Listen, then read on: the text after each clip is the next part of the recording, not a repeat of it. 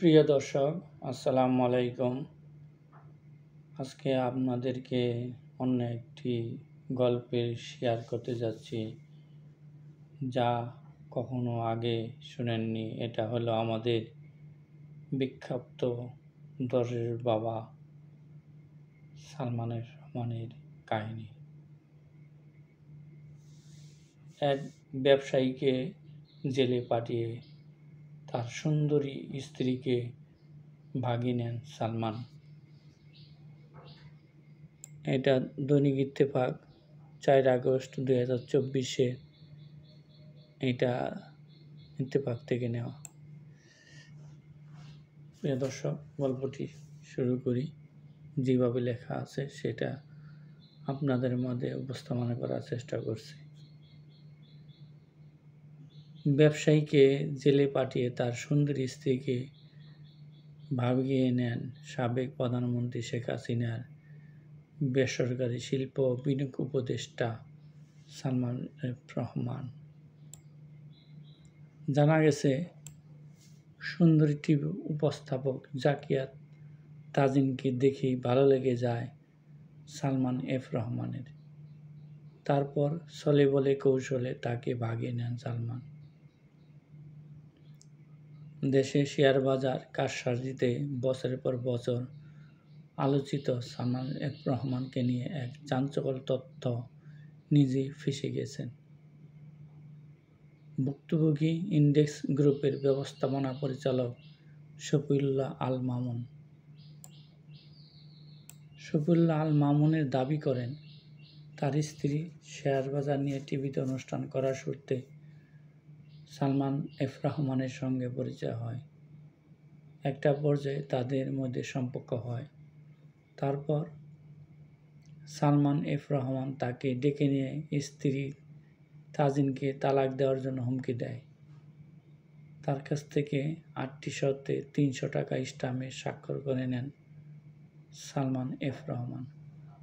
তিনি বলেন, শর্তগুলোর মধ্যে ছিল, আমি কখনো আমার কোম্পানির মালিকানা দাবি করতে পারবো না, আমার স্ত্রীকে ডিভোর্সের বিষয়ে কাউকে কিছু বলতে পারবো না, এমনকি আমার ছেলেকে কাস্টডিও যাইতে পারবো না, কাস্টডিও নিতে দিবে না। তবে আমি যখন রাজি হলাম না, তখন এই বিষয়টি অনেকে জানতে পারে। এক পর্যায়ে আমি 1 মাস গুম হওয়ার মতো ছিলাম। মামলার ভয়ে তটস্থ থাকতাম সবসময়। পরে 2020 সালে আমার স্ত্রীকে সাথে ডিভোর্স হয়ে যায়। প্রসঙ্গ, ছাত্র জনতার প্রবল আন্দোলনের মধ্যেই 5ই আগস্ট শেখ হাসিনা পদত্যাগ করে দেশ ছাড়ার পর আত্মগোপনে চলে যায় অনেক মন্ত্রী, এমপি, আওয়ামী লীগ নেতারা। তাদের মতো আত্মগোপনে ছিলেন সালমান রহমান। গত কয়েকদিন আগে তিনি বিবস্ত্র অবস্থায় তিনি ধরা খায়। বিশেষ করে সুন্নতি দাড়ি টুপি ফালিয়ে তিনি অন্যরকম একটা বেশ ধরে, তবু তাকে রক্ষা হয় না। গত 13 আগস্ট সাবেক প্রধানমন্ত্রী বেসরকারি শিল্প বিনিয়োগ উপদেষ্টা সালমান রহমানকে ঢাকার সদরঘাট থেকে গ্রেপ্তারের কথা জানায় ঢাকা মহানগর পুলিশ। কোটা সংস্কার আন্দোলনে চলাকালে ঢাকা কলেজের সামনে সংঘর্ষে এক হকার নিহত হওয়ার ঘটনায় নিউমার্ক থানায় হত্যা মামলা তাকে গ্রেপ্তার করা, পরে তাকে 7 দিনের রিমান্ড দেওয়া হয়। এই হলো সালমান এফ রহমানের ছোট একটা মোটামুটি কাহিনী। তিনি একজন ব্যবসায়ী। আমার ব্যবসায়ী বউকে উনি পছন্দ হয়েছে, এই জন্য তিনি ব্যবসায়ীর বউকে ছলেবলে কৌশলে তালাক দিয়ে ওনার সাথে বিবাহ বহির্ভূত কার্যক্রমে লিপ্ত হয়ে